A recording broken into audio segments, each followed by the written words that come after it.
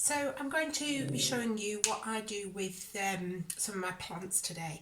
So this is one of my favourite plants, but I have it up on quite a high shelf. So as you can see, it all trails down, but right around the middle bit here, just where my hand is at the top, it does tend to get quite leggy.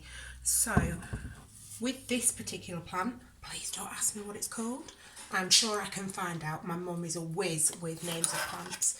But what you can do with this plant is on some of these longer bits right down here at the bottom, you can simply cut sections off, stick them in a glass of water, give them about 3 days, and you'll find that they will just root. And then all I tend to do is I just put them back in the top, so then they carry on crawling down, and it just tends to fill out that gap there where they always tend to go a bit leggy. So what I'm going to do is, where each of the leaves join onto the stem, I'm just going to cut it about a centimetre after the leaf, pull the leaf off, and that is pretty much all I need to do with this. If you really want to, if you want it to be a bit longer, you can always take the next one off as well, just gives you an extra bit. And a lot of the time some of the roots will come from both of those bits where the leaves have come off.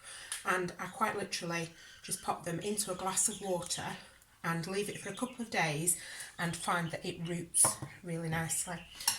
I've got another one here. I believe this is a string of pearls. Please do correct me if I'm wrong, but I do believe this is called a string of pearls. Now I haven't got much of this. This has come from a cutting, but again I did exactly the same thing with this from the original plant. I just cut off a section of it and I just simply popped it into a glass of water and left it for a couple of days. This one actually took a little bit longer than what this other plant did, but cut them off, stick them in a pot of water for a couple of days, and then once they start to root, just plant them up in something and then you have them. Now these ones grow quite long and they do thicken up a bit as well, but like I say, this has come from an original plant. It's quite a new one, so it is quite small at the minute.